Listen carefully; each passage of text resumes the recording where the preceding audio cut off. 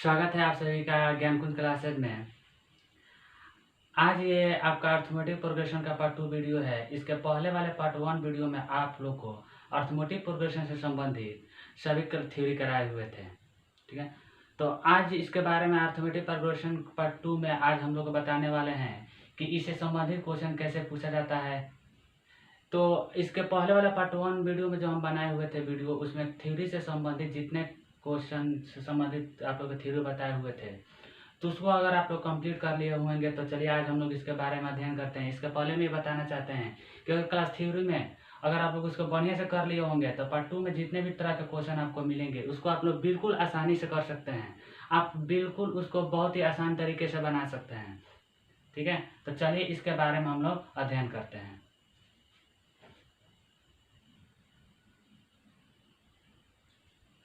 चलिए देखिए, यहाँ पर क्वेश्चन दिए गए एपी का प्रथम पद और सार्वंतर लिखें। हमारा क्वेश्चन टाइप 1 का इस तरह से एग्जाम में पूछा जाता है कि दिए गए एपी का प्रथम पद और सार्वंतर लिखें। तो यहाँ पर एपी दिए गए 4, 10, 16, 22 डॉट इनफाइनाइट अनंत तक। आपको याद दिए थे पार्ट 1 में आप लोग को बताए हुए थे, जिस एपी का जिस समानांतर श्रेणी का पदों की संख्या निश्चित नहीं होती है उसे अपरिमित समानांतर श्रेणी अर्थात इनफाइनाइट अर्थमेटिक प्रोग्रेशन कहा जाता है। तो ये हमारा इनफाइनाइट अर्थमेटिक प्रोग्रेशन है। इसमें हमको बोल रहा है कि दिए गए एपी का प्रथम पद और सार्वंतर लिखें। तो आप लोग को ये बताए हुए थे कि किसी भी एपी का जो पहले वाला जो संख्या होता है वही एपी का प्रथम पद होता है। तो ए1 का मान कितना है 4, तो यही हमारा एपी का प्रथम पद हो गया। उसके बाद बोल रहा है सार्वंतर, तो डी बराबर, तो सार्वंतर निकालने के लिए आप लोग बताए हुए थे कि किसी भी एपी के दो पदों के बीच के अंतर को सार्वंतर कहा जाता है, ठीक है। तो यहाँ पर हम देख रहे हैं कि अगर हम 10 में से 4 यानी ए2 में से ए1 घटाएं, ए2 में से ए1 घटाएं अर्थात 10 में से हम 4 घटाएंगे तो 10 में से 4 गया तो 6, यही हमारा क्या हुआ सार्वंतर हुआ। यानी कि दिए गए एपी का प्रथम पद ए बराबर 4 और डी बराबर सार्वंतर बराबर 6 हो गया। चलिए इसी में दूसरा का क्वेश्चन अगर पूछा जाता है कि दिए गए एपी का प्रथम पद सार्वंतर वही क्वेश्चन, तो यहाँ पर देखिए सब माइनस में दिया है, इसको हम लोग कैसे बनाएंगे। तो ए1 पहले वाला जो पद होगा वही प्रथम एपी का प्रथम पद होगा, तो ए1 कितना है -5। अब हमको बोल रहा है सार्वंतर ज्ञात के यानी कि डी का मान। तो आप लोग को बताए हुए थे डी बराबर यानी कि किसी भी एपी के दो पदों के बीच का अंतर जो होता है वह सार्वंतर कहलाता है। तो ए2 माइनस ए1, तो ए2 का मान कितना है -1, यहाँ पर माइनस है तो माइनस, और ए1 का मान कितना है -5। अब देखिए ये -1 है तो -1, अब यहाँ पर माइनस माइनस में जब मल्टीप्लाई होता है गुणा होता है तो प्लस हो जाता है, तो माइनस माइनस प्लस 5 है तो 5। अब यहाँ पर देख रहे हैं कि माइनस और प्लस है तो माइनस और प्लस माइनस होता है, तो 5 में से 1 गया तो 4। लेकिन अब देखना है कि प्लस होगा कि माइनस, तो कौन सी संख्या बड़ा है 5 पॉजिटिव में, इसलिए अभी क्या हो जाएगा पॉजिटिव में प्लस में, तो डी का मान हमारा सार्वंतर हो गया 4 हो गया। तो ये समझ गए आसानी से, इसको उतार लीजिए। एक और हमको क्वेश्चन दिया गया है कि 3 plus root 2, 3 plus 2 root 3, 3 plus root under 3, इसमें दिए गए हमको एपी का मान ज्ञात करना है। तो चलिए इसको हम लोग सॉल्व करते हैं। तो दिए गए एपी का प्रथम पद, तो ए हमारा के प्रथम पद कितना है 3। अब बोला है सार्वंतर ज्ञात कीजिए, तो डी बराबर होता है ए2 माइनस ए1, यानी सार्वंतर दो पदों के बीच का अंतर। तो ए2 माइनस ए1, तो ए2 का मान 3 प्लस रूट अंडर 2 है, माइनस ए1 का मान 3 है।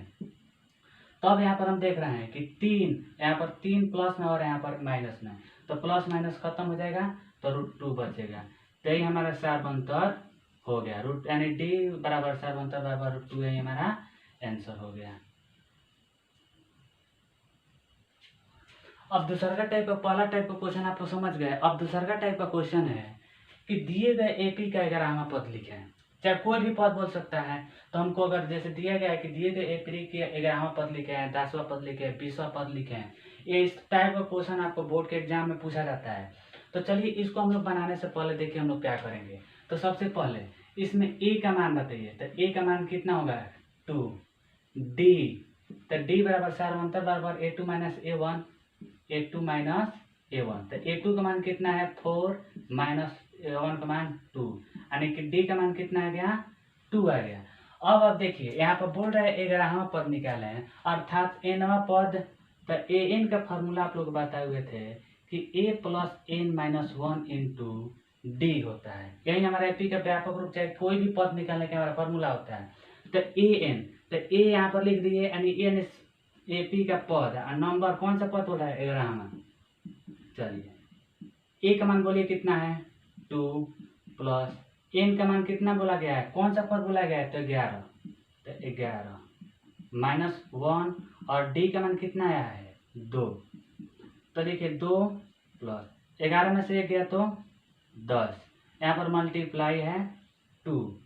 तो 2 और प्लस 10 में 2 से गुणा किया तो 20, यानी कि 11वां पद, यानी कि 20 में 2 जोड़ेंगे तो 22। यही हमारा क्या हुआ, आंसर हुआ। ठीक है, अब देखिए यही हमारा 11वां पद 22 हुआ। अब इसको हम डायरेक्ट ऐसे भी लिख सकते हैं, हमको बोला गया है 11वां पद, तो 11वां पद को हम लोग a प्लस 10d भी लिख सकते हैं। और चाहे तो इससे बनाइए, चाहे तो इस विधि से बनाइए। 11वां पद को a प्लस 10d, तो a का मान कितना है 2 प्लस 10 और d का मान 2। तो 2 और प्लस 10 में 2 से गुणा करेंगे तो 20, यानी 11वां पद बराबर हो जाएगा 10 2 22, 20 से 2 22। यही हमारा क्या हो गया, एपी का 11वां पद हो गया। चलिए इसको आप लोग इस टाइप का क्वेश्चन, दूसरा का टाइप का क्वेश्चन है, ध्यान रहे इस टाइप से क्वेश्चन पूछा जाता है। आपको ऑब्जेक्टिव में पूछा जाएगा और सब्जेक्टिव में भी पूछा जाएगा।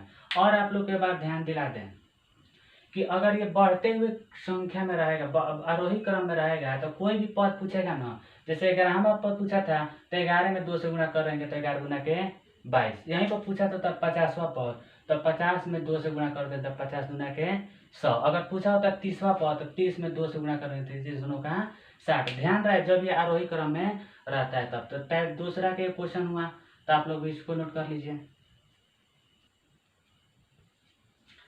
दूसरा टेप आप लोग बहुत बढ़िया समझ लिए। एक और बात आपको बता दें, अगर समझ में आपको आ रहा है तो प्लीज लाइक बटन को दबाइए। लाइक बटन आप लोग दबाने में बहुत कंजूसी कर रहे हैं, तो अगर आपको समझ में आ रहा है तो लाइक बटन दबा दीजिए। अब टाइप 3 का क्वेश्चन पूछा जाता है कि दिए गए एपी में कितने पद हैं। इस तरह से आपसे बोर्ड के एग्जाम में पूछा जाएगा, सवाल पूछा जाता है ऑब्जेक्टिव और सब्जेक्टिव दोनों में।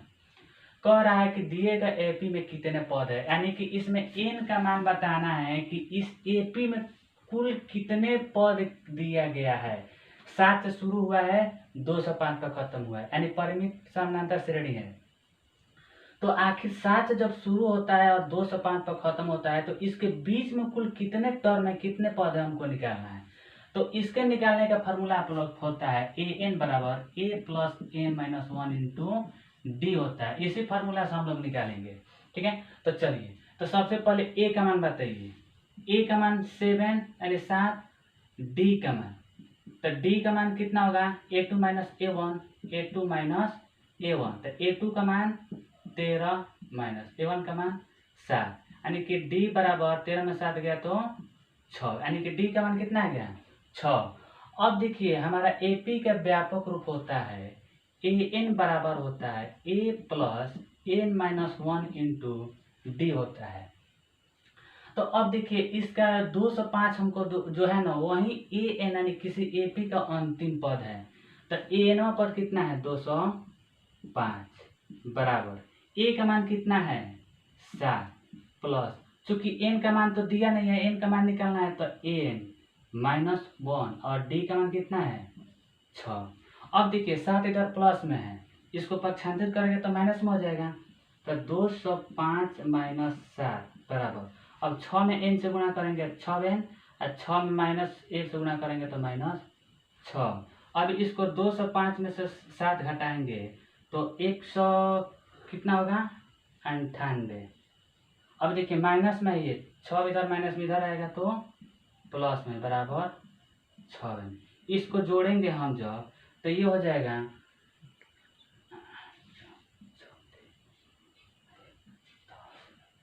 204 बराबर 6n। अब देखिए 6 इधर गुणा में इधर आएगा तो भाग में हो जाएगा, अर्थात n बराबर 204 बटा 6। इसको कटाएंगे तो कितना बार में कटेगा 6 3 18 6 14 24, यानी कि n बराबर n का मान कितना आया 34, n का मान कितना आया 34। यही हमारा 34वां पद, यानी कि यही हमारा n में इस एपी में टोटल 34 पद है। n का मान 34 आया है ना, तो यही हमारा क्या हो गया लिखेंगे, इसलिए इस एपी में कितना पद है 34 पद है। तो आप लोग भी इसको नोट कर लीजिए। अब यहाँ पर हम देखते हैं कि टाइप 3 में एक और क्वेश्चन पूछा जाता है कि 2 अंकों वाली कितनी संख्या है 3 से विभाज्य। इस पर आधारित क्वेश्चन, यानी कि टाइप 3 में पूछा जाता है, n के मान निकालने में पूछा जाता है कि 2 अंकों वाली कितनी संख्या है 3 से विभाज्य है। तो 3 से विभाज्य वो संख्या होती है जिनके संख्याओं का योगफल 3 से विभाज्य होती है, वो 3 से कट भी आता है। तो सबसे पहले हम एपी ज्ञात कर लेते हैं कि 3 से 2 अंक वाली, यहाँ पर देख रहे ध्यान में रखिएगा 2 अंक वाली, तो 2 अंक वाली सबसे छोटी संख्या 12 है जो कटता है, और 12 उसके बाद 15 उसके बाद 18 डॉट डॉट डॉट करके 99 तक जाता है। तो यही हमारा एपी हुआ, यानी 2 अंकों वाले 3 से विभाजित होने पहली संख्या 12, और 12 में 3 जोड़ेंगे तो 15, 15 में 3 जोड़ेंगे तो 18 डॉट डॉट डॉट करके 99 यानी 99 तक जाता है। तो अब कह रहा है इस एपी में कि 2 अंक वाली कितनी संख्या है 3 से विभाज्य, यानी इसमें टोटल कितनी संख्या जो है वो 3 से कट जाएगा। तो चलिए, तो इसके लिए भी वही फार्मूला निकलेगा, क्योंकि n लास्ट पद है, तो an बराबर होता है a plus n minus 1 into D, यही फार्मूला होता है। तो a का मान बताइए 12, d का मान, तो d बराबर होता है a2 माइनस a1 यानी 15 माइनस 12, तो d बराबर कितना हो गया 3 हो गया। an का मान कितना दिया है 99, तो an का फार्मूला होता है a plus n minus 1 into D होता है। an का मान कितना 99, a का मान कितना है 12 प्लस n का मान, नीचे की कितनी संख्याएं हैं यहाँ पर ध्यान रखिएगा, तो वही n का मान निकालना है, तो n माइनस 1 और d का मान 3। 12 इधर प्लस में इधर जाएगा तो माइनस में, तो 99 माइनस 12 बराबर 3 में से गुणा करेंगे तो 3n, और 3 माइनस माइनस 3, तो 99 में से 12 गया तो 87, ठीक है, और इधर 3 माइनस में इधर जाएगा तो प्लस में बराबर 3n। 87 और 3 मिलकर के हो जाता है टोटल 7 10 9 1 8 9 90 बराबर 3n, ठीक है। 3 इधर गुणा में इधर आएगा तो भाग में, अर्थात n बराबर हो जाएगा 90/3, 30×90, यानी कि n का मान कितना आया 30 आया। यानी कि इस एपी में कुल 30 पद है जो 3 से क्या हो जाता है विभाजित हो जाता है। बहुत ही इंपॉर्टेंट क्वेश्चन है ये, बहुत ही इंपॉर्टेंट क्वेश्चन है। आप लोग बिल्कुल ध्यान से सब जितना भी क्वेश्चन टाइप का बता रहे हैं बहुत इंपॉर्टेंट क्वेश्चन है। इसी पर आधारित बोर्ड में पूछा जाता है और इसी पर आधारित किताब में क्वेश्चन दिया गया है, जो किसी भी प्रकाशन का किताब उठाइए आप लोग आसानी से बना सकते हैं। ये मेरा क्या वादा है। अब अगला टाइप चौथा क्वेश्चन पूछा जाता है आपसे बोर्ड में कि दिए गए एपी में कौन सा पद 78 है, चाहे कौन सा पद 80 है, इस टाइप का आपको क्वेश्चन दिया जाता है। बिल्कुल बोर्ड पर आधारित बहुत इंपॉर्टेंट क्वेश्चन है। जितना भी टाइप बता रहा है बहुत इंपॉर्टेंट टाइप है। कह रहा है कि दिए गए एपी में कौन सा पद 78 है, ठीक है। यानी कि इसमें अगर एपी में मान लेते हैं कि बीच में 78 बहुत आगे तक एपी जाता है, तो आखिर कौन सा पद इसमें 78 आता है ये हमको निकालना है। तो लिखेंगे कि माना कि एनवा पद 78 है, माना है कि एनवा पद 78 है। तो अब बताइए इस एपी में ए का मान कितना है 3, डी बराबर होता है a2 माइनस a1, तो a2 का मान 8 और a1 का मान 3, तो 8 में 3 गया तो 5, यानी डी का मान 5 आ गया। अब an का मान 78 है, हमको निकालना है n का मान, तो an बराबर होता है a plus n minus 1 into D. तो an का मान कितना दिया है 78 बराबर a का मान कितना है 3 प्लस, अब n का मान तो हमको दिया नहीं है और d का मान कितना है 5, 78 बराबर 3 प्लस 5 में से गुणा करेंगे तो 5 है ना, 5 माइनस 1 से करेंगे तो -5, 78 बराबर, अब देखिए यहाँ +3 और -5 ये -2 हो जाएगा, अर्थात 5n माइनस 2, और -2 इधर माइनस में इधर आएगा तो प्लस में तो 78 प्लस 2 बराबर 5 है। तो 78 और 2 मिलकर के 80 बराबर 5n। 5 इधर गुणा में इधर आएगा तो भाग में हो जाएगा, अर्थात n बराबर 80 बटा 5। तो 16 पचे 80, यानी n का मान कितना आया? 16 आया। अर्थात इस एपी में 16वां पद क्या है? 78 है। तो ये हमारा आंसर 16वां पद हमारा क्या हो जाएगा? आंसर होगा। तो इसको आप लोग भी नोट कर लीजिए। टाइप 5 का क्वेश्चन पूछा जाता है कि किसी भी एपी का योगफल हम लोग कैसे निकालें। ठीक है, देखिए बोर्ड पे कह रहा है कि दिए गए एपी का योगफल निकालना, चाहे एपी का योगफल निकालना, हम लोग किसी एपी को कैसे उसका योग निकाल सकते हैं। जैसे अगर दिया रहता है 4 का पहाड़ा दिया है तो इसका हम लोग योगफल कैसे निकालेंगे। ठीक है, तो योगफल निकालने का अगर दिए गए एपी का प्रथम पद और उसमें प्रथम पद सार्वंतर मालूम होता है और n का मालूम होता है तो उसको हम आसानी से उसका योगफल निकाल सकते हैं। तो अब यहाँ पर देखिए, अगर ध्यान रखिएगा एपी के योगफल निकालने का 2 फार्मूला होता है, एस एन यानी सब्लिमेशन, समेशन, समेशन मतलब जोड़, एस एन बराबर N by 2 into 2a plus N minus 1 into D, और दूसरा होता है एस एन बराबर N by 2 into A plus N. ये हमारा 2 एपी के योगफल निकालने का 2 फार्मूला होता है। याद रखिएगा, जब एपी के प्रथम पद और अंतिम पद मालूम होता है तो एस एन बराबर N by 2 into 2a plus L का फार्मूला हम लगाएंगे। ठीक है, क्या बोला कि एस एन अगर किसी एपी में एपी का प्रथम पद और अंतिम पद मालूम होता है तो एस एन बराबर N by 2 into A plus L का मान बनाएंगे। तो देखिए यहाँ पर प्रथम पद 4 है और अंतिम पद 40 है। तो सिंपल सी बात है कि एस एन बराबर N by 2 into A plus L formula लगेगा। तो ए बराबर बताइए, ए का मान कितना है? 4, यानी प्रथम पद, और अंतिम पद कितना है? 40, यानी कि एल बराबर कितना हो गया? 40 हो गया। ठीक है, और एन का मान इसमें दिया गया है टोटल, इसमें मान लेते हैं 10 दिया गया है, एन का मान 4 से लेकर के 40 तक। तो इसका योगफल निकाला होगा, एस एन बराबर होता है N by 2 into A plus L होता है। तो एस एन यानी एस एन बराबर हो जाएगा, एन का मान कितना है? एन का मान 10 बटा 2, ए का मान 4 प्लस अंतिम पद 40। अब इसको घटाइए, 2 बचे 10 यानी 5, और 4 में 40 जोड़ेंगे तो 44। अब इसको गुणा करेंगे तो 220, यानी टोटल इस एपी का योगफल 220 हो जाएगा। और एक बात याद रखिएगा, अगर किसी भी पहाड़ा को जोड़ना होगा ना तो उसमें एक ट्रिक है कि 55 से गुणा कर दीजिएगा। अगर जैसे मान लेते हैं कि 2 का पहाड़ा जोड़ना है तो 55 गुणे 2 अर्थात ये हो जाएगा 110। अगर एपी दिया रहता है 5, 10, 15 लेकर के 50 तक, इस 5 के पहाड़े को जोड़ना होगा तो 55 में 5 से गुणा कर दीजिएगा। तो 50 25 25 2 27, 275 हो गया। तो किसी भी एपी का योगफल निकालने का पहला फॉर्मूला हम लोग बना दिए। याद रखिएगा, जब एपी का प्रथम पद, अंतिम पद और एन का मालूम होता है तो एस एन बराबर N by 2 into A plus L का फॉर्मूला लगाया जाता है।